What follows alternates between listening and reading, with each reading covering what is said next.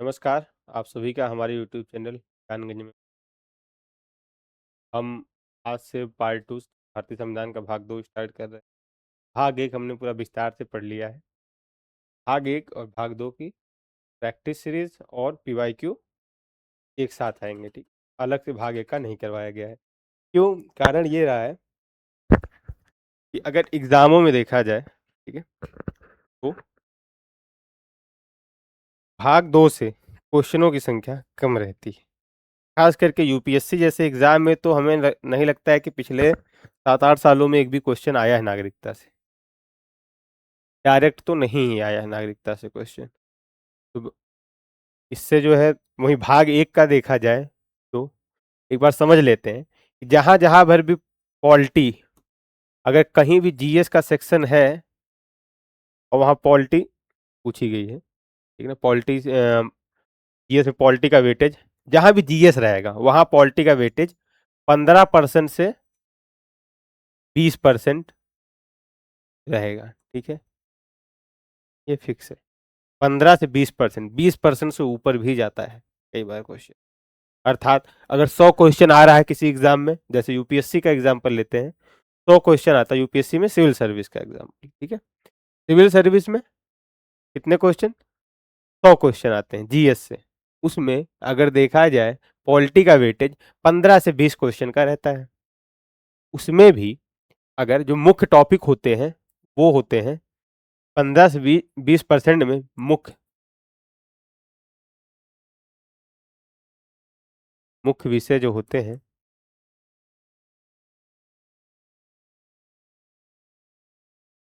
प्रस्तावना,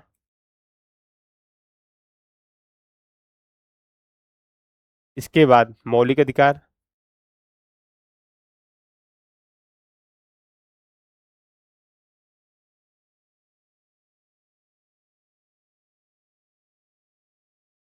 इसके बाद DPSP, directive principle of state policy, नीति निर्देशक तत्व, राज्य के नीति निर्देशक तत्व, ठीक है। इसके बाद संघ से क्वेश्चन आता है, चाहे वो संघ की कार्यपालिका, विधायिका, न्यायपालिका, तीनों से क्वेश्चन आता है, ठीक है ना। संघ वाला जो हमारा भाग होता है, भाग नंबर 4, सॉरी 5, इससे भी क्वेश्चन आते हैं, ठीक। इसके बाद देखा जाए तो छोटे छोटे जैसे अधिकरण हो गया आपका, आयोग जितने होते हैं, जितने भी आयोग हैं, मान लीजिए आयोग लिख देते हैं, आयोग,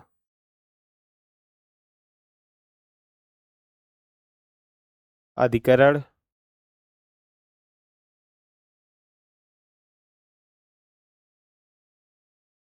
इन सब जगहों से क्वेश्चन आते हैं, ठीक है।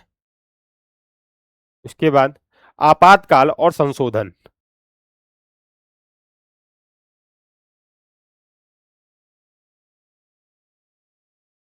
आपातकाल और संशोधन आप लीजिए, ये कुछ मुख्य टॉपिक है जहां से सबसे ज्यादा क्वेश्चन पूछे जा रहे हैं। अगर आप प्रीवियस ईयर क्वेश्चन उठा के देखेंगे तो यही मेन टॉपिक, उसमें भी आप देखेंगे मौलिक अधिकार, डीपीएसपी, संघ, ये 3 टॉपिक बहुत ज्यादा इंपॉर्टेंट हो जाते हैं। यहां से क्वेश्चन हर साल कम से कम 1 से 2 क्वेश्चन आएगा हर टॉपिक से, 1 से 2 क्वेश्चन हर टॉपिक से हर साल आएगा।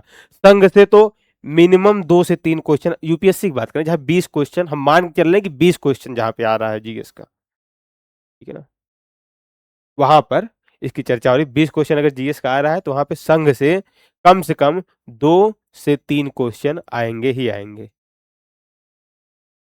तो ये कुछ इस प्रकार है। इस वजह से हम क्या करेंगे, भाग 1 भाग 2, ठीक है। हमने भाग 1 पढ़ लिया।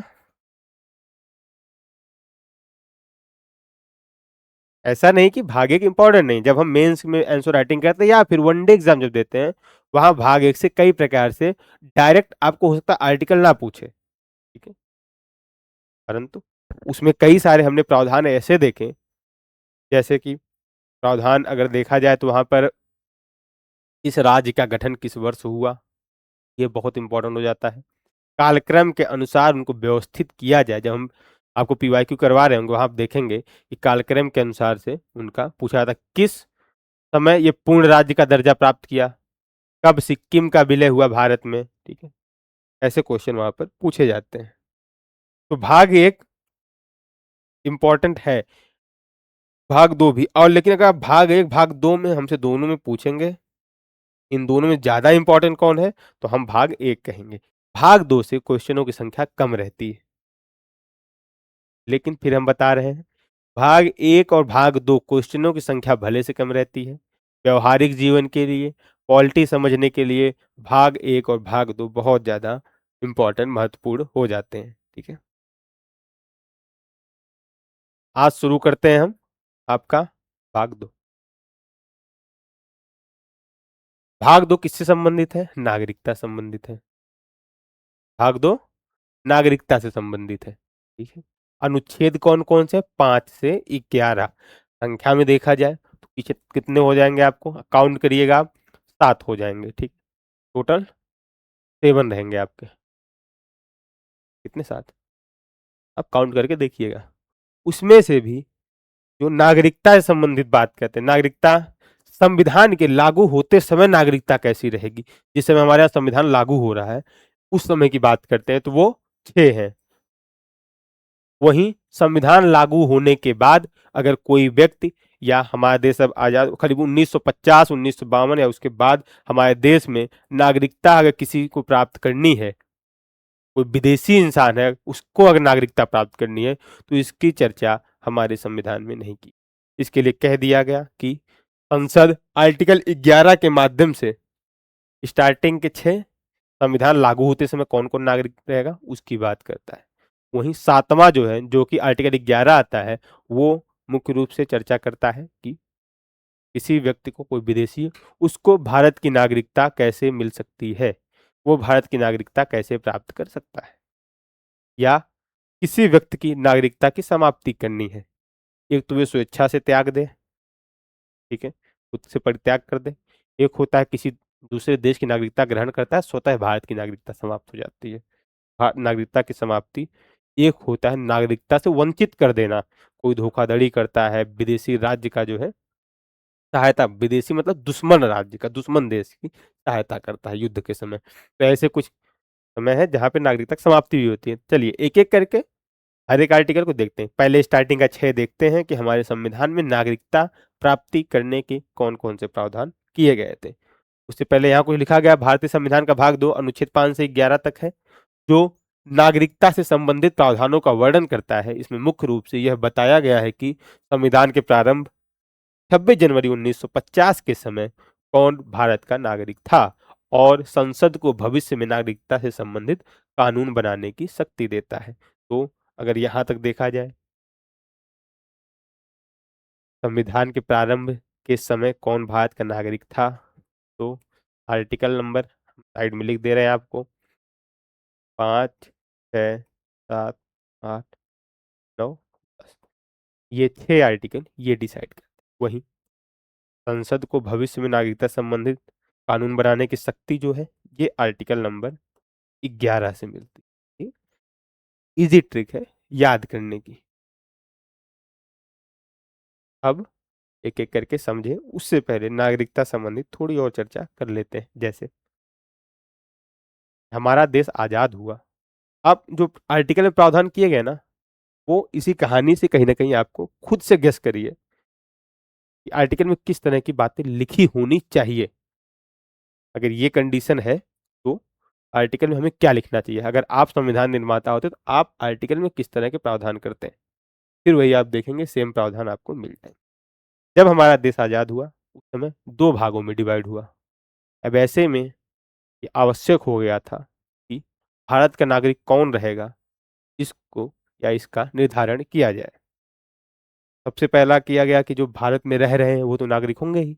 भारत में रह रहे हैं अर्थात भारत का जो राज्य क्षेत्र है तत्कालीन समय में डिवाइड होने के बाद, मान लीजिए अगर कि भारत को मैप बना दिया जाए,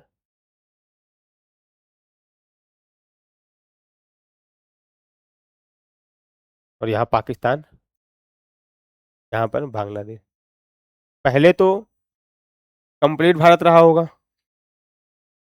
पहले जो पूरी बाउंड्री भारत रही होगी, जितना रेड कलर से आपको मार्क दिख रहा है। बाद में भारत की जो मुख्य बाउंड्री रही तो पाकिस्तान अलग हो गया, बांग्लादेश अलग हो गया, अब मुख्य बाउंड्री इतनी बची भारत की। तो जो ये मुख्य लैंड है भारत का, जो वर्तमान स्वरूप है, इसमें रहने वाले व्यक्तियों की नागरिकता सबसे पहले मिलनी चाहिए। फिर बात की जाएगी कि कुछ लोग ऐसा हुआ होगा कि जब हमारा देश आजाद हुआ तो इस क्षेत्र में जो रह रहे होंगे वो भाग के इस क्षेत्र में आए होंगे, अपने भारत के क्षेत्र में आए होंगे, तो इनको नागरिकता कैसे दी जाए? या ये भी हो सकता है ना कि यहाँ से यहाँ चले गए, उनकी नागरिकता संबंधित क्या प्रावधान रहेगा? कुछ लोग ऐसे होंगे जो भारत से पाकिस्तान गए, फिर पाकिस्तान से भारत आ गए, उनकी नागरिकता कैसी रहेगी?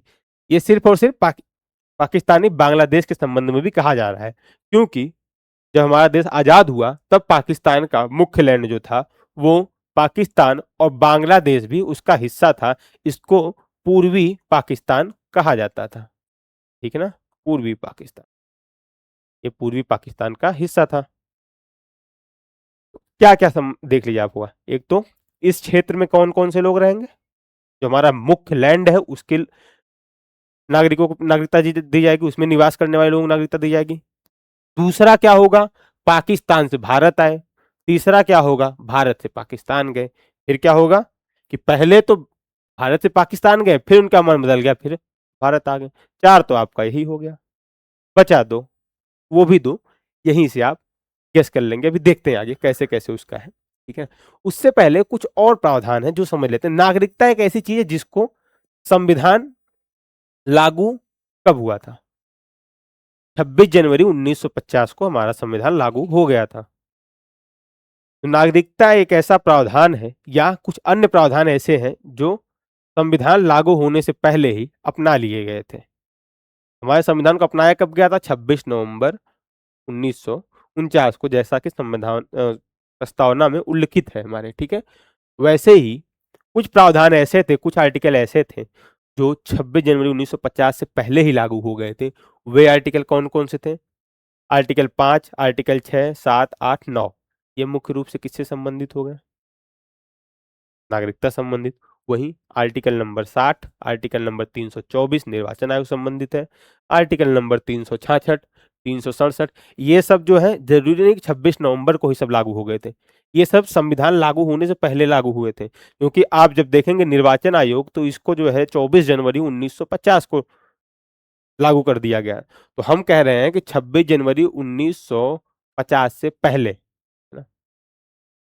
देखते हैं अनुच्छेद 5, 6, 7, 8, 9, 60, 324, 366, 367, 369, 380, 388, 391, 392 और 393 उसी दिन 26 जनवरी 1949 को तुरंत लागू कर दिए गए थे, जब इसको अपनाया गया था, ठीक है। अपनाया गया 26 नवंबर। अब हम आते हैं नागरिकता पे।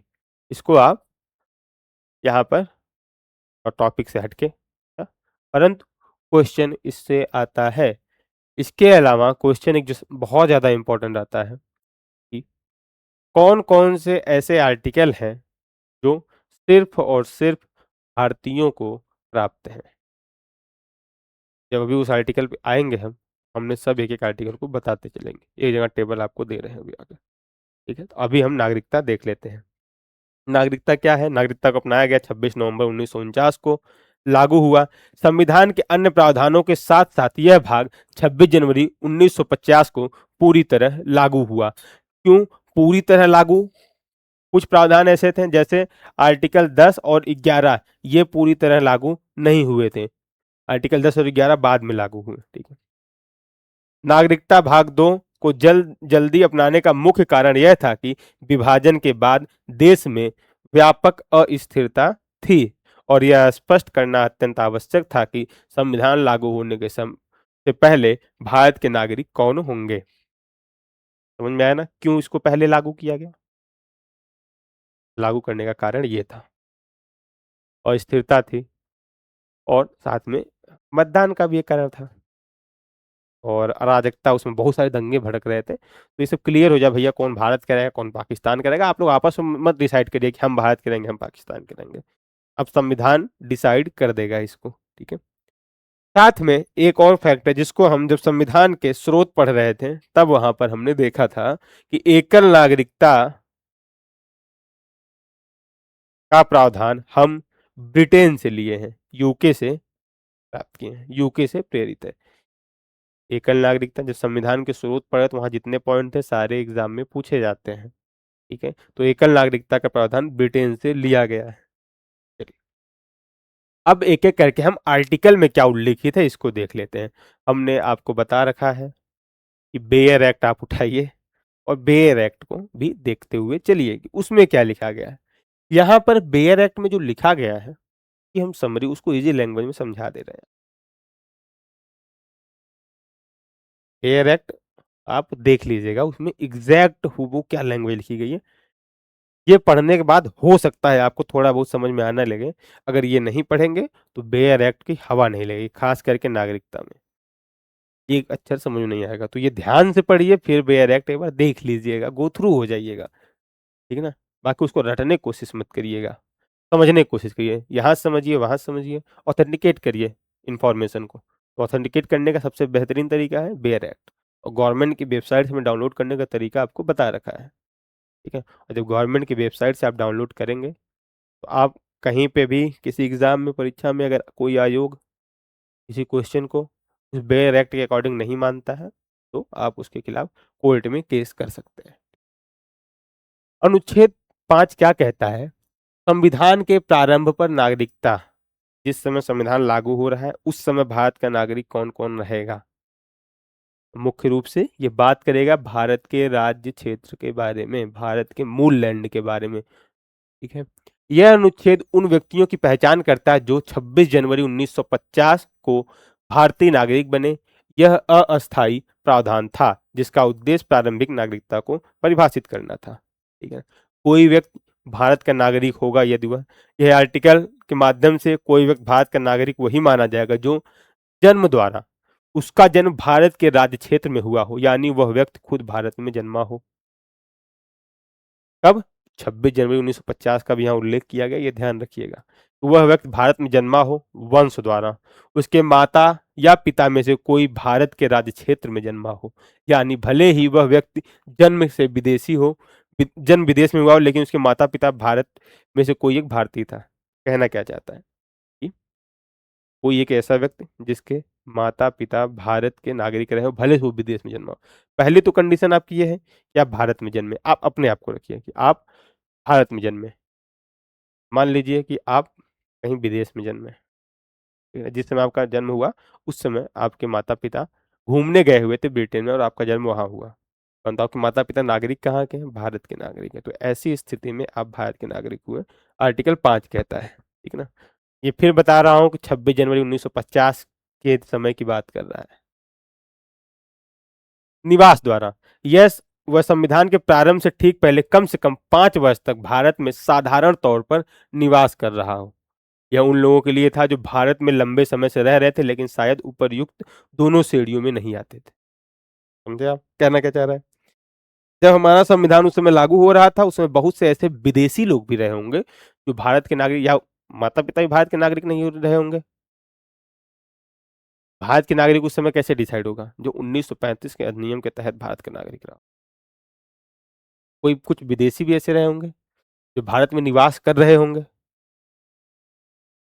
तो ऐसे विदेशी जो कम से कम 5 वर्ष तक भारत में साधारण तौर पर निवास कर रहे हों, इसके लिए था जो भारत में लंबे समय से रह रहे थे लेकिन उपर्युक्त दोनों श्रेणियों में नहीं आते। उपर्युक्त दोनों श्रेणी मतलब जन्म भी भारत में नहीं हुआ, आप यहाँ जन्म भी नहीं ले रहे, ना आपके माता पिता यहाँ जन्म लिए हुए या यहाँ के नागरिक हैं, आप विदेश से आ गए लेकिन लगातार 5 वर्ष से, आप मान लीजिए 1944, 43, 42 में आ गए थे, 45 में आ गए थे भारत में, लेकिन आपके माता पिता ब्रिटेन के थे। ठीक है, आपका जन्म भी ब्रिटेन में हुआ था, आप 20 साल की उम्र में यहाँ पे आए हुए थे, तो आप नागरिकता कैसे प्राप्त करेंगे? उसके लिए प्रावधान ये करता है। तो आर्टिकल 5 क्या कहता है? 3 लोग भारत के नागरिक माने जाएंगे। एक तो संविधान लागू होते समय 26 जनवरी 1950 वाले दिन, उस दिन के ठीक 5 वर्ष पहले तक जो भारत का नागरिक रहा हो, उस दिन के समय जो भारत का राज्य क्षेत्र उसमें निवास करने वाला व्यक्ति जो भारत में जन्मा हो या उसके माता पिता भारत में जन्मे हो, चाहे वो विदेशी रहा हो।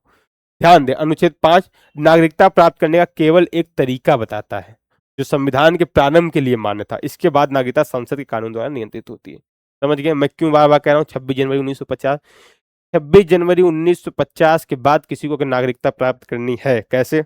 अगर कोई 5 वर्ष तक रहेगा तब उसकी मान नहीं होगी, अब उसको पंजीकरण के माध्यम से नागरिकता लेनी पड़ेगी। तो 26 जनवरी 1950 वाले दिन की सिर्फ बात है ये। उसके बाद अगर किसी को नागरिकता प्राप्त करनी है तो उसके दूसरे रूल है। 26 जनवरी 1950 को कौन कौन से नियम थे? ये 3 नियम थे नागरिकता प्राप्त करने के। अब देखिए हमने क्या बताया, कुछ व्यक्ति पाकिस्तान से भारत आ गए होंगे। स्टार्टिंग में एक मैप छोटा सा समझाया था, उसको समझते हैं। आर्टिकल 6 वही बात करता है, पाकिस्तान से भारत आने वाले कुछ व्यक्तियों के नागरिकता के अधिकार।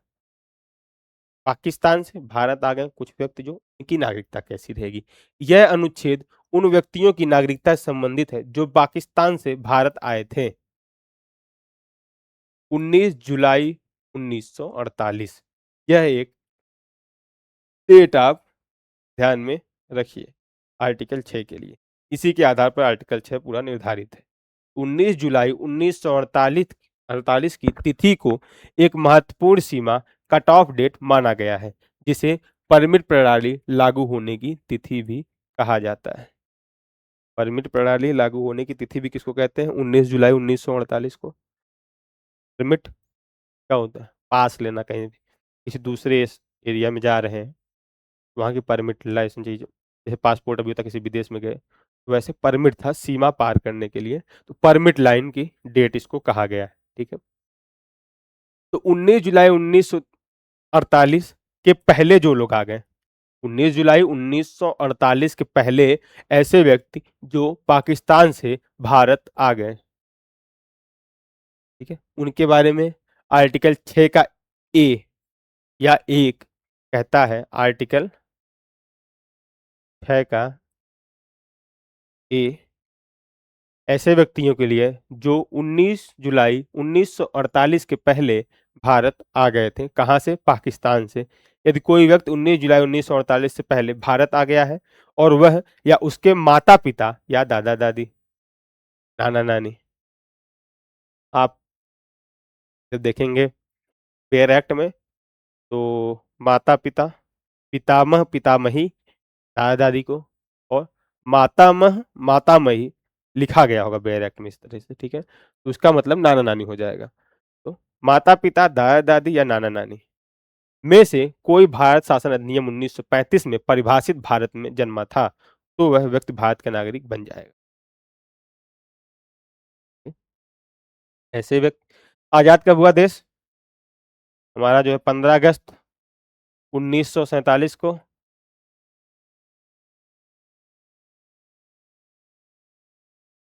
लेकिन हम क्या कह रहे हैं? 19 जुलाई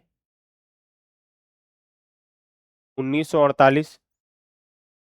इससे पहले जितने लोग पाकिस्तान से भारत आ गए, उनकी नागरिकता ऐसे प्राप्त होगी कि वो नागरिक कैसे माने जाएंगे?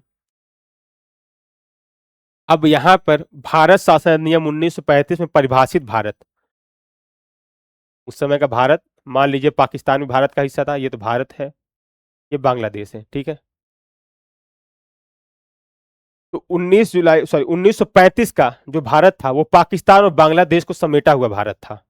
तो इस क्षेत्र में 1935 में जिसके माता पिता जन्मे हो, नाना नानी जन्मे हो, दादा दादी जन्मे हो, इस क्षेत्र में पाकिस्तान, बांग्लादेश या भारत, कुछ ऐसे समझ लेते हैं। ठीक है, पाकिस्तान, बांग्लादेश या भारत, तीनों देशों में से किसी एक देश में माता पिता आपके जन्मे हो, दादा दादी जन्मे हो, नाना नानी जन्मे हो, अगर ये लोग जन्मे हैं वहां पे, उनसे आपका संबंध है, तो आप भारत के नागरिक बन सकते हैं। लेकिन एक शर्त है कि आप 19 जुलाई 1948 के पहले आए हुए हो यहाँ भारत में। ठीक, उसके लिए ये था।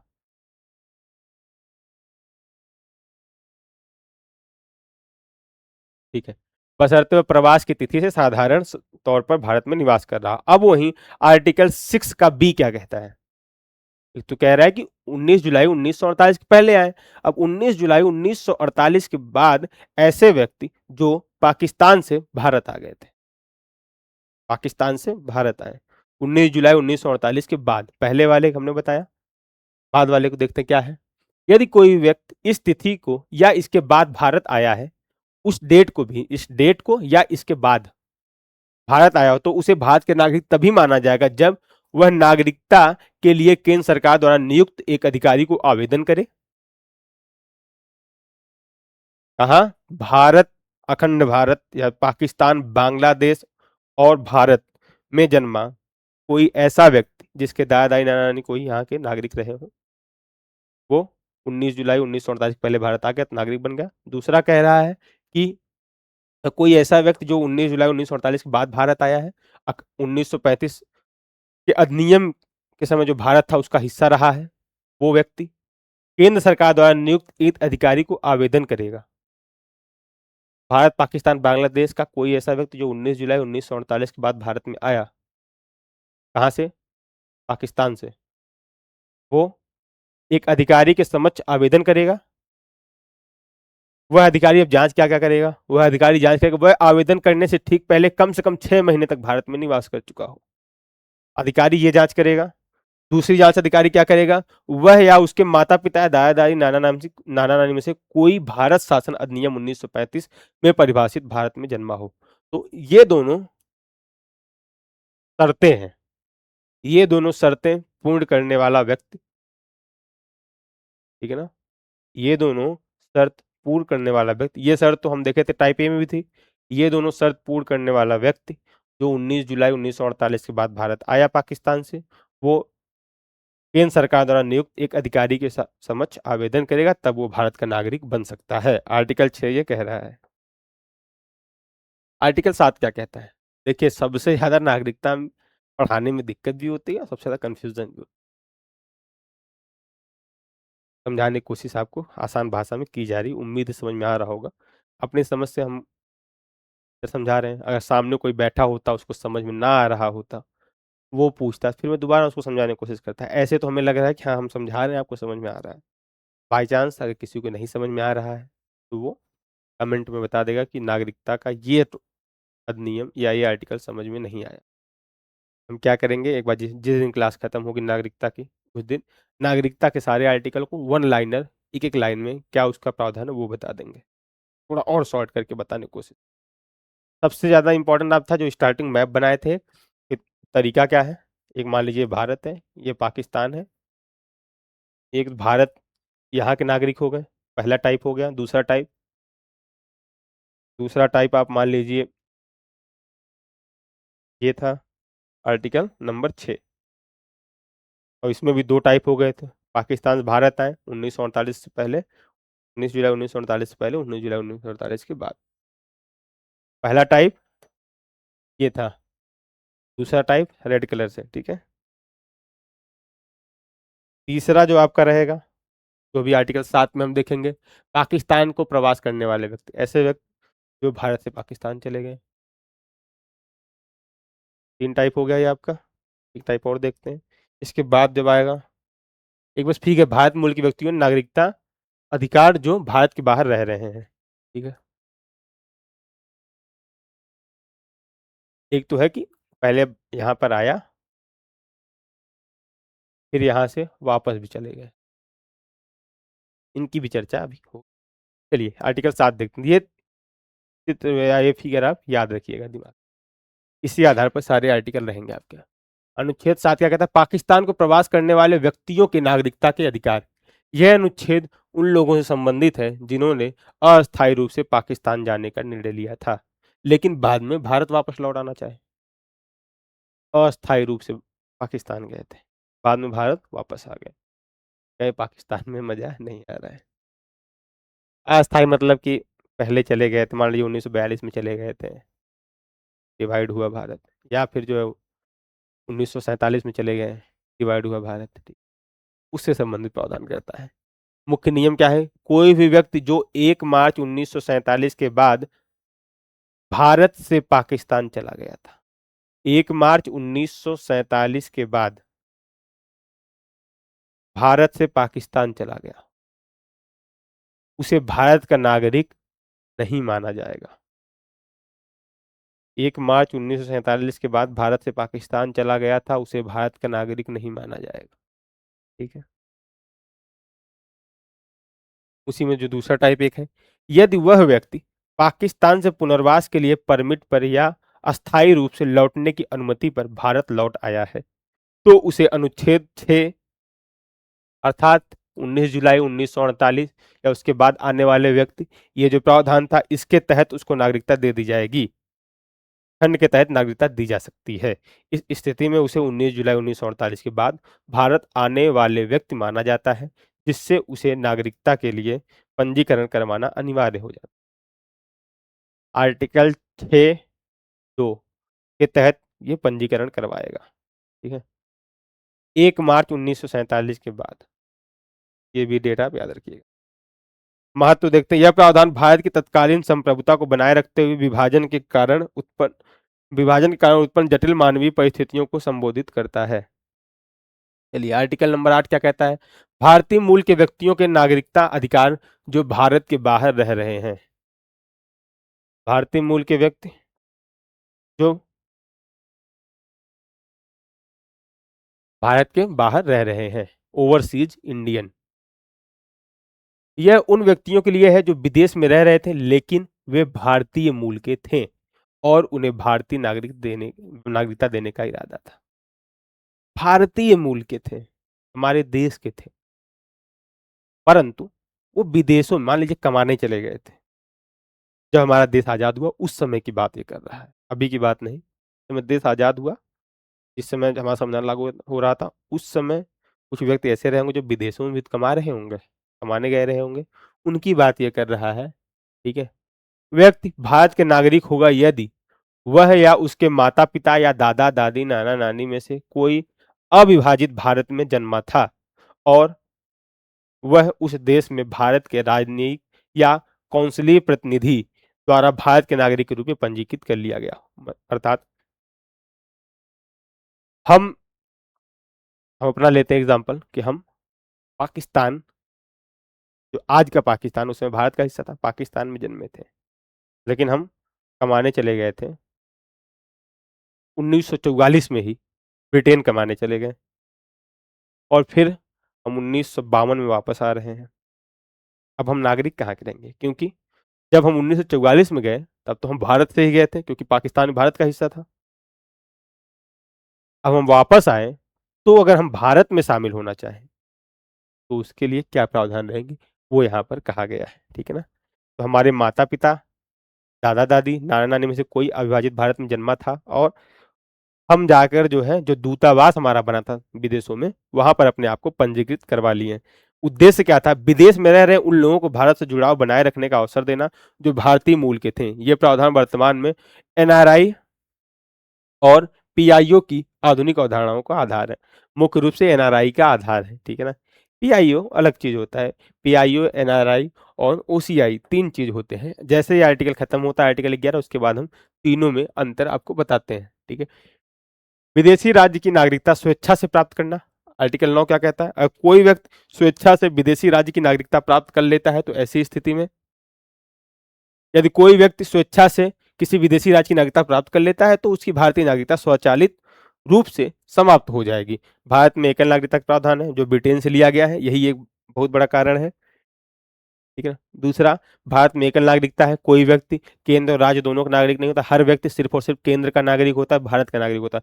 कोई उत्तर प्रदेश का नागरिक नहीं, कोई पश्चिम बंगाल का नागरिक नहीं, कोई तमिलनाडु, केरल, कोई अरुणाचल प्रदेश, नागालैंड का नागरिक नहीं, सब लोग भारत के नागरिक हैं जो भारत के राज्य क्षेत्र में रह रहे हैं। ठीक है, अमेरिका में ऐसी स्थिति नहीं है। अमेरिका में राज्यों का भी दोहरी नागरिकता है, राज्य की भी नागरिकता होती है और देश की भी नागरिकता होती है। आर्टिकल 9 इजी है ना। आर्टिकल 10 नागरिकता के अधिकारों का बना रहना। नागरिकता के अधिकारों का बना रहना, यह अनुच्छेद नागरिकता के अधिकारों की सुरक्षा और निरंतरता सुनिश्चित करता है। कोई भी व्यक्ति जो उपरोक्त अनुच्छेदों 5 से 9, जितने भी अनुच्छेद हैं, के तहत भारत का नागरिक है, कोई व्यक्ति जो अनुच्छेद 5 से 9 के तहत भारत का नागरिक है, उस व्यक्ति की नागरिकता की समाप्ति या कोई भी उसके नागरिकता संबंधी प्रावधान करने की शक्ति सिर्फ और सिर्फ संसद के पास है।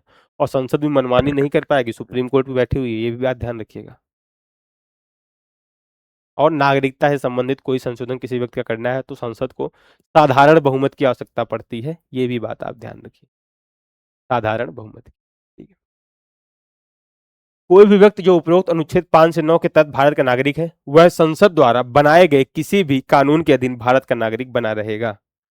जब तक संसद कोई कानून बनाकर उसकी नागरिकता समाप्त नहीं करती, तब तक किसी भी व्यक्ति की नागरिकता बनी रहेगी। यह मनमानी कार्रवाई के खिलाफ सुरक्षा प्रदान करता है। ऐसा नहीं कि भैया किसी मंत्री का मन किया और जाकर बदल दिया वो। अनुच्छेद 11 क्या कहता है? आखिरी आर्टिकल है, भाग 2 का आखिरी आर्टिकल है। आर्टिकल पे बहुत फोकस नहीं कर रहे हैं क्योंकि 1955 में एक अधिनियम आया था। अगर क्वेश्चन आएगा भी नागरिकता से तो वहां से आने के चांसेस बन। नागरिकता संबंधी प्रावधान इतने घुमा घुमा के लिखे गए हैं कि एग्जामिनर नहीं अभी वहां तक उसको टच किया है। साथ में आप नागरिकता देख लीजिएगा, जितना हमने समझाया उम्मीद है कि आपको समझ में आ रहा होगा। नहीं आ रहा होगा कमेंट में बताइएगा। कोशिश की है हमने अपनी तरफ से आपको समझाने की। संसद द्वारा कानून बनाने की शक्ति, जैसा हमने बताया आर्टिकल 11 क्या कहता है? संसद को शक्ति देता है कि वो नागरिकता संबंधित कोई कानून बना सकते, चाहे वो अधिग्रहण संबंधित कानून हो, चाहे नागरिकता समाप्ति संबंधित कानून हो, चाहे अन्य कोई नागरिकता संबंधित प्रावधान हो। तो ये ऐसा नियम कानून बनाने की शक्ति, ऐसी विधि बनाने की शक्ति किसके पास है? संसद के पास है। और संसद ये सारे नियम कानून साधारण बहुमत से बनाएगी। साधारण बहुमत 50% प्लस 1। ठीक है। शक्ति का स्रोत, यह अनुच्छेद संसद को स्पष्ट रूप से यह शक्ति प्रदान करता है कि वह नागरिकता के अधिग्रहण, नागरिकता की समाप्ति और नागरिकता संबंधित अन्य सभी मामलों के संबंध में कोई कानून बना सकती है। परिणाम क्या हुआ? इसी आर्टिकल के माध्यम से, आर्टिकल 11 का ही अब आगे आप विस्तार देखते जाएंगे। अधिनियम 1955 में आता है, 1987 के आसपास आता है, 2004 के पास अधिनियम आएगा, 1992 में थोड़ा बहुत संशोधन होता है, 2005 में ओसीआई आता है, ओवरसीज सिटीजन ऑफ इंडिया, समुद्र पारी भारतीय नागरिक। ठीक है। ओवर ओसीआई का फुल फॉर्म होता है। पीआईओ को बार बार चाचा इसलिए नहीं कह रहे, पीआईओ समाप्त हो गया, परंतु पीआईओ क्या था वो हम आपको समझा देंगे। तो आर्टिकल 11 के तहत ही सिटीजनशिप एक्ट 1955 पारित हुआ था, नागरिकता अधिनियम 1955 पारित हुआ था, जो वर्तमान में भारत में नागरिकता के नियमन का मुख्य कानून है। हमने बता दिया 1950 से में भारत का नागरिक कौन कौन रहेगा, लेकिन 1950 के बाद जब संविधान हमारा लागू हो गया उसके बाद भारत का नागरिक कौन रहेगा, इसकी चर्चा अब हम करने जा रहे हैं। 1955 में अधिनियम आया और उसके माध्यम से बताया गया कि अब भारत का नागरिक और कौन कौन हो सकता है। भैया हम लोग नागरिक हैं, लेकिन हमारा कोई विदेशी अगर भारत की नागरिकता प्राप्त करना चाहे तो वो कैसे प्राप्त करेगा? सीएए एक कानून काफी दंगा फसाद हुआ था, उसकी भी चर्चा की जाएगी। एक बार तो ये था कि जब सीएए इतना ज्यादा हाईलाइट हुआ था तो लोगों ने उम्मीद की थी कि सीएए जैसे टॉपिक से या नागरिकता से क्वेश्चन अब पूछे जाने लगेंगे। उसके बाद भी नागरिकता से क्वेश्चन नहीं पूछे गए बहुत ज्यादा। ठीक है ना, एक आध किसी आयोग में आया था, शायद यूपीपीसीएस में एक क्वेश्चन आया था नागरिकता से।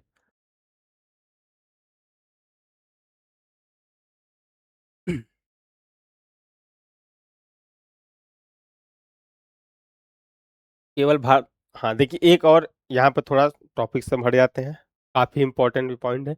आने वाली क्लासों में भी इसकी चर्चाएं होती रहेंगी, इस टॉपिक की, इस टेबल की। बहुत ही महत्वपूर्ण टेबल है कि कौन कौन से ऐसे अनुच्छेद हैं जो केवल भारतीयों को प्राप्त हैं और इस आर्टिकल से क्वेश्चन आता है। मतलब इन सभी आर्टिकलों से या इस टॉपिक से क्वेश्चन आता है, यूपीएससी से लेकर एसएससी तक के एग्जामों में आता है। तो आप देखिए अनुच्छेद 15, सिर्फ और सिर्फ भारतीयों को प्राप्त अधिकार कौन कौन से हैं? अनुच्छेद 15, अनुच्छेद 16, 19, अनुच्छेद नंबर याद कर लीजिए। इनका छोटा छोटा विवरण है, ये आने वाली क्लासों में चर्चाएं होती रहेंगी। केवल भारतीय नागरिकों के लिए है ये सब। धर्म, जाति, लिंग या जन्मस्थान के आधार पर भेदभाव का निषेध केवल और केवल भारतीयों को प्राप्त है। सार्वजनिक रोजगार के मामलों में अवसर की समानता केवल और केवल भारतीयों को प्राप्त है, सबको समानता नहीं दी जाएगी। छह अधिकारों की सुरक्षा, जैसे भाषण, अभिव्यक्ति की स्वतंत्रता, सभा करने की स्वतंत्रता आदि को, तो आर्टिकल 19 के तहत 6 अधिकार दिए जाते हैं, वो सिर्फ और सिर्फ भारतीयों को प्राप्त है। अनुच्छेद 29 कहता है अल्पसंख्यकों के हितों का संरक्षण, भाषा, लिपि और संस्कृति बनाए रखने का अधिकार, ये भी सिर्फ और सिर्फ भारतीयों को प्राप्त है। जब आप इसकी विषय वस्तु पढ़ेंगे तो आपको समझ में आएगा कि सिर्फ और सिर्फ भारतीयों को क्यों दिया गया और सबको क्यों नहीं दिया गया। आप बताइए, आरक्षण जैसे मामले सबको दे दिए जाए, विदेशियों को भी आरक्षण दिया जाए? नहीं दिया जा सकता ना। जन्मस्थान के आधार आदि के आधार पर भेदभाव का निषेध नहीं कर सकते। जन्मस्थान के आधार पर भेदभाव ऐसे होता है कि जैसे आप कहीं जाएंगे, कहीं घूमने जाएंगे तो आप देखेंगे कि विदेशियों से ज़्यादा टिकट लिया जाता है, भारतीयों से कम लिया जाता है, तो जन्म स्थान के आधार पर भेदभाव किया जाता है। अनुच्छेद 58 एक, राष्ट्रपति राष्ट्रपति भारत का नागरिक होना चाहिए, उपराष्ट्रपति भारत का नागरिक होना चाहिए, भारत का महान्यायवादी अटॉर्नी जनरल भारत का नागरिक होना चाहिए, संसद सदस्य, विधानसभा सदस्य, ये लोग भारत के नागरिक होने चाहिए, कोई और भारत का नागरिक नहीं हो सकता, ये केवल भारतीयों को प्राप्त है। आर्टिकल नंबर देखा जाए 58 1, 66 3, 73 2, 84 A, 173 A, इतने आर्टिकल जो है सिर्फ और सिर्फ भारतीयों को प्राप्त है। ये टेबल आने वाले क्लासों में भी आपको चर्चा होती रहेगी। हम पढ़ रहे हैं नागरिकता, जहाँ नागरिकता में सारे आर्टिकल में क्या क्या प्रावधान है इसको हमने देख लिया है। बहुत बहुत ज्यादा डिटेल में जाने लगेंगे आप और कंफ्यूजन क्रिएट होगा। इजी लैंग्वेज में कम से कम इंफॉर्मेशन में आपको समझाने की कोशिश की। अगर आप सोचेंगे इतनी जल्दी सारे आर्टिकल खत्म हो गए, तो आप सोचते रहिए, क्योंकि इससे ज़्यादा लेट लगाएंगे तो फिर आप सोचते सोचते आपकी उम्र गुजर जाएगी। इतने ज़्यादा उसमें कन्फ्यूजन क्रिएट हो जाएगी ज़्यादा अगर पढ़ने लगेंगे। वैसे ही आपको कन्फ्यूजन हुई होगी कई सारे आर्टिकलों में। आर्टिकल नंबर 6 और 7 में मुख्य रूप से कन्फ्यूजन होती है। 6 तो फिर भी हमने स्पष्ट करने की कोशिश की, एक डेट है, उस डेट के आगे पीछे कैसे नागरिकता प्राप्त होगी, और पाकिस्तान को प्रवास करने वाले व्यक्तियों को 7 नंबर। ठीक है, अब देखते हैं आर्टिकल 11 के तहत एक बहुत ही महत्वपूर्ण कानून बनाया गया, नागरिकता अधिनियम 1955, और इसी के आधार पर किसी व्यक्ति की नागरिकता की समाप्ति की जाती है। इसी के आधार पर किसी व्यक्ति की, मतलब इसमें कुछ प्रावधान ऐसे कर दिए गए जिनके माध्यम से डिसाइड हो गया कि ये अगर कृत्य आप करेंगे तो आपकी नागरिकता की समाप्ति हो सकती है। और नागरिकता प्राप्त करने के 5 तरीके भी इसी अधिनियम द्वारा बता दिए गए। यह अनुच्छेद यह सं, यह संसद द्वारा अनुच्छेद 11 की शक्ति का प्रयोग करते हुए बनाया गया मुख्य कानून है, जो संविधान लागू होने के बाद नागरिकता प्राप्त करने और खोने के तरीकों को निर्धारित करता है। नागरिकता प्राप्त करने के 5 तरीके हैं: जन्म के आधार पर नागरिकता, वंश या रक्त संबंध के आधार पर नागरिकता, पंजीकरण के आधार पर नागरिकता, प्राकृतिक रूप से या नेचुरलाइजेशन द्वारा नागरिकता, और क्षेत्र समावेशन से नागरिकता। देखिए, प्राकृतिक रूप से नेचुरलाइजेशन को हिंदी में कई जगह देसीकरण भी लिखा होता है।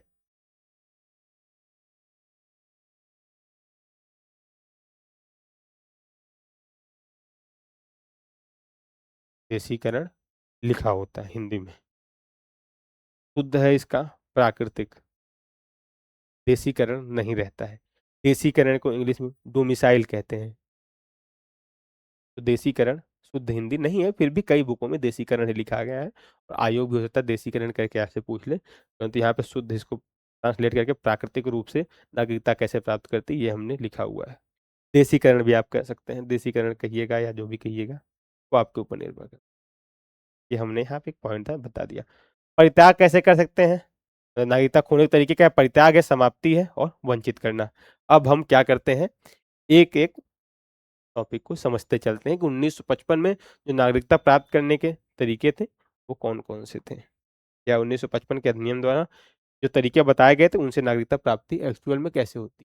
नागरिकता प्राप्त करने के 5 तरीके में जो पहला तरीका है जन्म से, ये धारा 3 के तहत 1955 में नागरिकता अधिनियम जो आया था उसकी धारा 3 कहती है जन्म से नागरिकता प्राप्त होगी। जन्म से नागरिकता मतलब मूलतः 1950 से 1987 तक, क्योंकि 1950 के समय या 1950 के पहले की बात नागरिकता से कर दी गई थी। भारत में जन्म लेने वाला प्रत्येक व्यक्ति भारत का नागरिक था। 1950 से 1987 तक भारत में जन्म लेने वाला प्रत्येक व्यक्ति भारत का नागरिक था। ठीक है, परंतु 1987 में संशोधन हुआ और ये कहा गया कि अब भारत में जन्म लेने वाला वही व्यक्ति या वही बच्चा भारत का नागरिक होगा जिसके पिता भारत के नागरिक हो। इसके बाद 2004 में पुनः इसमें संशोधन किया गया। 2004 में संशोधन किया गया और कहा गया सिर्फ पिता की बात नहीं है, अगर कोई ऐसा बच्चा जो भारत में जन्म ले रहा है उसके पिता हो या माता हो, दोनों में से कोई भारत का नागरिक है, उस बच्चे को भारत की नागरिकता दे दी जाएगी। चलिए अब देखते हैं, 1950 से 1987 तक भारत में जन्म लेने वाले प्रत्येक व्यक्ति नागरिक था, परंतु 1987 में चेंज किया गया, सिर्फ पिता को कर दिया गया। फिर 2004 में जो वर्तमान स्वरूप है उसके आधार पर देखा जाए तो भारत में जन्म लेने वाले व्यक्ति को नागरिकता तभी मिलेगी जब उसके जन्म के समय उसके माता पिता दोनों भारतीय नागरिक हों, या माता पिता में से एक भारतीय नागरिक हो, और दूसरा अवैध प्रवासी इनलीगल माइग्रेंट ना हो, अवैध प्रवासी ना हो। माता मान लो भारत की नागरिक है, ये माता नागरिक है, और पिता वीजा उजा के माध्यम से भारत आए हैं, या ओसीआई कार्ड है से भारत आए हैं, तो ठीक है। अवैध इलीगल रूप से रोहिंग्या विंग्या की तरह भारत में घुस गए हैं, तो बच्चा यहाँ का नागरिक नहीं माना जाएगा। माता नागरिक है, साथ में पिता जो है लीगली लीगल है भारत में, अवैध नहीं है भारत में, तो ऐसे में जो है बच्चा भारत का नागरिक माना जाएगा जन्म के आधार पर। पहले सिर्फ कोई भी जन्म लेता था, अभी विदेशों में कई देशों में है कि वही जन्म लिया वहां पर वहां का नागरिक बन गया, परंतु भारत में नागरिक वही बन सकता है जिसके माता पिता दोनों भारत के नागरिक हो, या दोनों में से अगर कोई एक हो तो दूसरा यहाँ पर अवैध रूप से ना रहता हो, इनलीगल तरीके से ना रहता हो। ये पहला स्टेटमेंट कहता है 1955 के अधिनियम की धारा 3 के तहत नागरिकता प्राप्त करने का पहला तरीका, धारा 4 के तहत नागरिकता प्राप्त करने का एक दूसरा तरीका भी है। ठीक है, पर वंश के आधार पर नागरिकता, वंश के आधार पर, ठीक है, खानदान, कुल। मूलतः 1950 से 1992 तक यदि पिता जन्म के समय भारत का नागरिक था तो विदेश में जन्मा बच्चा नागरिक बन सकता था। यदि, ये तो देखिए, भारत में जन्मा हम है, ठीक है ना, अगर हमारी शादी हुई और हमारा जो है जो पार्टनर थी वो विदेशी थी, और हम लोगों का जो बच्चा जन्मा वो भारत में जन्मा, या हम जाके किसी दूसरे देश में रह रहे हैं और बच्चा हमारा वहां जन्मा, दो कंडीशन हो सकती है ना, या तो बच्चा यहाँ जन्मे या तो बच्चा विदेश में जन्मे, और नागरिक हम भारत के हों। ऐसी स्थिति में देखते हैं, या ना नागरिक हो, सिर्फ माता नागरिक हो हम नागरिक ना हो, तो ऐसी स्थिति में दोनों कंडीशन पहले माइंड में बिल्ड करिए क्या क्या सिचुएशन हो सकती है। तो एक सिचुएशन तो भारत में जन्म लिया, साथ ही उसके माता पिता दोनों में से कोई एक भारत का नागरिक था। दूसरा है विदेश में जन्म लिया और उसके माता पिता या उसके पिता या दोनों भारत के नागरिक थे। पहले प्रावधान था सिर्फ और सिर्फ पिता, अगर विदेश में कोई बच्चा जन्म ले रहा है और उसके पिता भारत के नागरिक हैं तो वो बच्चा भारत का नागरिक होगा। परंतु 1992 में संशोधन किया गया और उसके बाद से वर्तमान तक ये कहा गया विदेश में जन्मा बच्चा नागरिक बन सकता है यदि उसके जन्म के समय माता या पिता में से कोई एक भारत का नागरिक हो। एक और शर्त है कि अब वहां विदेश में जन्मा और वहां की नागरिकता उसने प्राप्त कर ली तो भारत की नागरिकता उसको नहीं दी जाएगी। ठीक है ना, ये आर्टिकल कौन सा कहता है, बताइएगा आप लोग आर्टिकल कौन सा कहता है। ठीक है, 2004 के संशोधन 1992 के बाद विदेश में जन्मा बच्चा तभी नागरिक बनेगा जब उसके जन्म के 1 वर्ष के भीतर, अब विदेश में हमारा बच्चा जन्म लिया और हमने उसका पंजीकरण करवाया ही नहीं कहीं, हमने गवर्नमेंट को या अपने जो दूतावास थे वहां पर रजिस्ट्रेशन करवाया नहीं, बच्चा जन्म लिया है, तो सपना थोड़ी देख रही है हमारी सरकार की इनको बच्चा जन्म लिया है।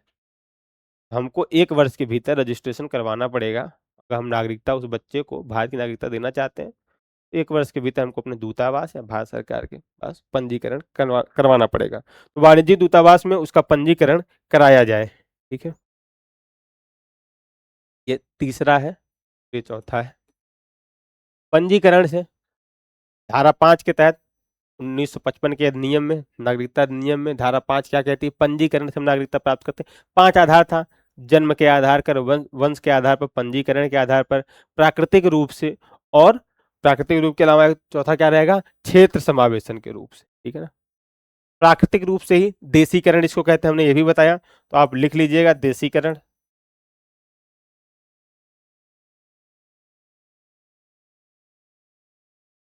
देसीकरण, ठीक है। पंजीकरण से देखते हैं, केंद्र सरकार द्वारा आवेदन पर नागरिकता प्रदान की जा सकती है, तो जन्म माँ बाप थे यहाँ के तो हो गया। अब कोई ऐसा विदेशी व्यक्ति जो यहाँ की नागरिकता प्राप्त करना चाहता है, माँ पिता कोई ना भारत का रहा हो, इस कोई संबंध ना हो, मान लीजिए Donald Trump, Donald Trump Bharat की नागरिकता प्राप्त करना चाहते, तो ऐसी स्थिति में केंद्र सरकार द्वारा आवेदन पर नागरिकता प्राप्त की जा सकती है, लेकिन उस आवेदन के लिए कुछ शर्तें हैं। वो शर्तें क्या है?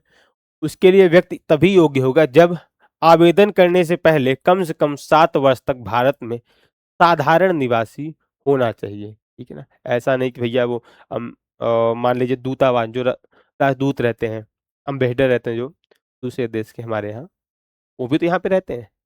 वो 10-10 साल तक रहे यहाँ पर और उनको भी नागरिकता दिया, ऐसा तो नहीं करेंगे। सामान्य व्यक्ति के रूप से, कोई वाणिज्यिक कार्य ना कर रहा हो, सामान्य एक नागरिक के रूप में यहाँ पे रह रहा हो 7 वर्ष से, वो भारत की नागरिकता ले सकता है। कोई विदेशी राजदूत अम्बेसडर नहीं हो सकता उसमें। ठीक है ना? आवेदन करने से कम 7 वर्ष तक भारत में साधारण निवासी होना चाहिए। पात्रता श्रेणी कौन कौन इसके लिए पात्र है? ऐसा नहीं कि सब लोग पात्र हैं। पंजीकरण के आधार पर और देशीकरण दोनों में अंतर है। पंजीकरण के आधार पर कौन कौन पात्र है इसकी बात की जा रही है। भारतीय मूल के व्यक्ति, PIO, people of Indian origin, भारतीय मूल के व्यक्ति। अब इसको समाप्त कर दिया गया है और इसको ओसीआई कर दिया गया है, ओवरसीज सिटीजन ऑफ इंडिया। ठीक है ना? ओवरसीज समुद्र पारीय भारतीय नागरिक या भारत के नागरिक। भारतीय नागरिकों से विवाहित व्यक्ति पंजीकरण द्वारा 7 वर्ष से भारत में साधारण निवासी के रूप में रह रहा हो, इस आधार पर वो नागरिकता प्राप्त कर जाएगा। लेकिन इसके लिए पात्र सब लोग नहीं है। कौन कौन पात्र वो बता रहा है। ओसीआई कार्ड धारक या पीआईओ कार्ड धारक, यहाँ पे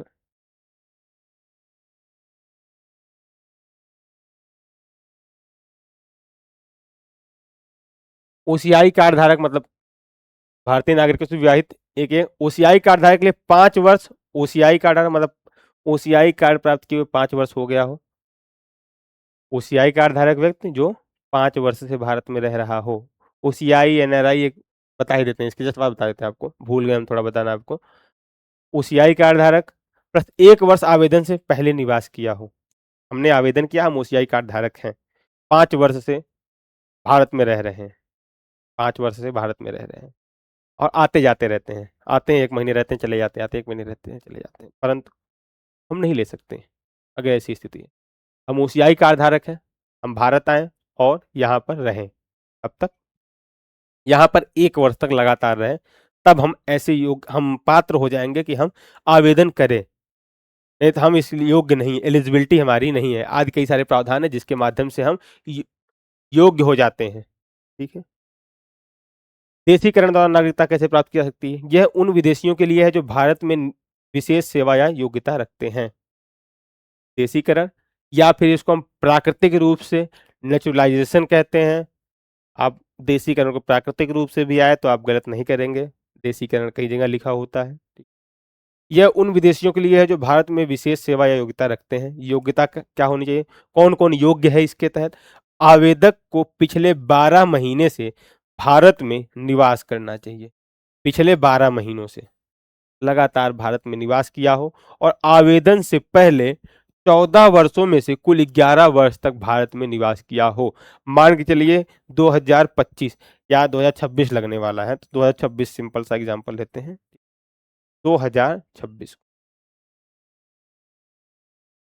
2026 में या जिस दिन ये क्लास आपकी अपलोड होगी होता 26 ही आ जाए। ठीक है? 2026 में इससे पहले हम 14 वर्ष पीछे जाएं तो कितना वर्ष हो जाएगा? 14 वर्ष पीछे जाइए तो ये करीब करीब आपका हो जाएगा 12। 2012 से लेके 2026 के बीच 12 वर्ष तक भारत में रहा हो। इन 14 वर्षों में, इन 14 वर्षों में कम से कम 12 वर्षों तक भारत का नागरिक रहा हो। इन 14 वर्षों में कम से कम 12 वर्षों तक भारत का मतलब भारत का नागरिक ने भारत में निवास किया हो।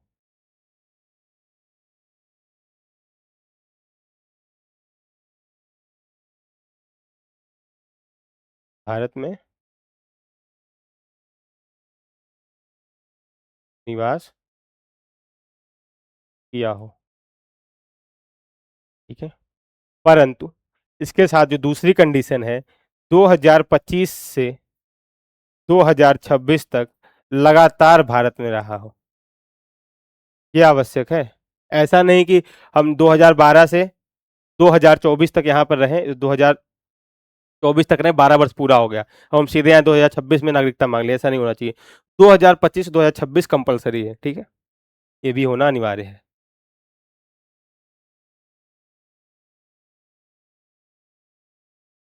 इसके अपवाद क्या है? यदि आवेदक कला, विज्ञान, दर्शन, विश्व शांति या मानव उन्नति के क्षेत्र में उत्कृष्ट योगदान देता है तो केंद्र सरकार निवास की शर्तों में ढील दे सकती है।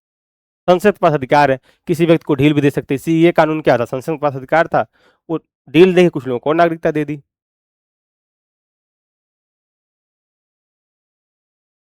क्षेत्र समावेशन से, ठीक है ना, कोई क्षेत्र भारत में जुड़ जाता है तो ऐसी स्थिति में तो नागरिकता कैसे मिलेगी? ये भारत जैसे सिक्किम देख लीजिए, अब भारत में किसी विदेशी, मान लीजिए कल को पाकिस्तान पर हमने कब्जा किया और पाकिस्तान को भारत में मिला लिया, पाकिस्तान के जितने नागरिक होंगे वो ऑटोमेटिक, जैसे भारत में विलय होगा पाकिस्तान का, भारत के नागरिक हो जाएंगे, वैसे भी भारत के नागरिक ही है। क्षेत्र समावेशन से यदि भारत सरकार भविष्य में किसी नए क्षेत्र को अपने क्षेत्र में शामिल करती है तो सरकार राजपत्र के आदेश जारी करके निर्दिष्ट कर सकती है कि उस क्षेत्र के लोग भारत के नागरिक बन जाएंगे। जैसे गोवा, पौंडुचेरी या सिक्किम का विलय। सिक्किम का विलय कैसे? जनमत संग्रह से हुआ था। नागरिकता खोने के 3 तरीके हैं। स्वैच्छिक परित्याग, हमारा मन नहीं कर रहा भारत के रहने का, हम छोड़ दिए किसी दूसरे देश के जाके, लेकिन युद्ध के समय हम स्वैच्छिक त्याग करेंगे तो ये स्वीकार नहीं की जाएगी। यहाँ हाईलाइटेड पॉइंट, इसको जरूर देखिएगा आप लोग। ठीक है। समाप्ति, धारा 9 के माध्यम से समाप्ति, स्वेच्छा से किसी विदेशी देश की नागरिकता प्राप्त कर लेता है तो उसकी नागरिकता स्वचालित रूप से समाप्त हो जाती है, अपने आप समाप्त हुई, कोई नियम कानून नहीं है। अब वंचित कर दिया गया किसी को, ये देखिए समझने की बात है। धारा 10 क्या कहती है? वंचित कर दिए, किसी को निकाल ही दिए, अब नागरिक आप नहीं रहेंगे भारत के। उसके लिए क्या है? धोखाधड़ी से नागरिकता प्राप्त की हो किसी ने 1955 में, 2 तरीके, देसीकरण और, देसीकरण मतलब प्राकृतिक रूप से, और जन्म के आधार पर एक और तीसरा तरीका क्या था आपका प्राप्त करने का? या जितने भी देसीकरण में 5 तरीके थे आपको प्राप्त करने की नागरिकता, पांचों में से अवैध रूप से, ठीक है ना, नागरिकता प्राप्त कर लिया हो तो उसकी समाप्ति होगी। संविधान के प्रति निष्ठा दिखाई हो, निष्ठा, निष्ठा नहीं, डिसोबिलिटी है, तो अनिष्ठा दिखाई हो, ठीक है। युद्ध के दौरान दुश्मन के साथ गैर कानूनी रूप से व्यापार किया हो, पंजीकरण या प्राकृतिकरण के बाद 2 साल के भीतर, भारत साल के भीतर किसी भी देश में 2 साल या उससे अधिक के लिए कारावास की सजा पाई हो, जेल उल, कहीं पे आप मर्डर वर्डर कर दें, कोई कांड कर दिए तो जेल हो गई, तो ऐसे कुछ प्रावधान है जिसके माध्यम से आपकी नागरिकता समाप्त हो सकती है। ठीक है। अब हम देख लेते हैं एनआरआई, पीआईओ, ओसीआई, जो 3 वर्ड आ रहे हैं बार बार, ये क्या है। उसके बाद हम अगले क्लास है नागरिकता अधिनियम 1955 में जो प्रमुख संशोधन हुए वो हम पढ़ेंगे। नागरिकता से एक आर्टिकल एक वो 5 से 11 है मुख्य रूप से। उसके बाद सबसे ज्यादा इंपॉर्टेंट जो आर्टिकल है जिसमें मुख्य सारी बातें कही गई हैं, तो ये भी इसी के आधार पर आया है, ठीक है ना। ये आर्टिकल 11 ही मेन है मान लीजिए, और उसके बाद आर्टिकल 11 के बाद ये जो अधिनियम है, पर नागरिकता अधिनियम 1955 बहुत इंपॉर्टेंट था। आने वाले समय में इसी में संशोधन किया जा रहा है, पंजीकरण द्वारा नागरिकता में ढील दी जाएगी कुछ लोगों को, ठीक है। तो हम 1955 के अधिनियम में प्रमुख संशोधन पढ़ेंगे, और ओसीआई, पीआईओ ये सब भी पढ़ेंगे, एनआरआई भी पढ़ेंगे, पर एक या उसी क्लास में आगे देख लेते पीपीटी में है कि नहीं। चलिए, ओसीआई और पीआईओ है, जब यहाँ पर आएगा तो हम पढ़ लेंगे, आज की क्लास ओवर हो रही है, ठीक है। हम एक टेबल बना के आपको तीनों को समझा देंगे। बस आप एक बात आज सुन लीजिए कि एनआरआई जो होते हैं, एनआरआई शब्द का उल्लेख भारतीय संविधान में कहीं पर भी नहीं किया गया है। एनआरआई शब्द का उल्लेख भारतीय संविधान में कहीं नहीं किया गया है। एनआरआई शब्द का उल्लेख टैक्स कानून में किया गया है। एनआरआई शब्द इकोनॉमिक भाषा में कहा जाता है। तो एनआरआई भारत के संविधान में नहीं उल्लेख है, क्वेश्चन आ सकता है। एनआरआई शब्द का उल्लेख भारत संविधान में किया गया है नहीं, टैक्स कानूनों में किया गया है। और एनआरआई वो व्यक्ति है, 2020 से पहले एनआरआई वो व्यक्ति था जो 180 दिन से अधिक विदेशों में रहा था, कमाने जो गया था। परंतु अब उसकी संख्या को घटाकर, मतलब सॉरी, बढ़ाकर 240 कर दिया गया है।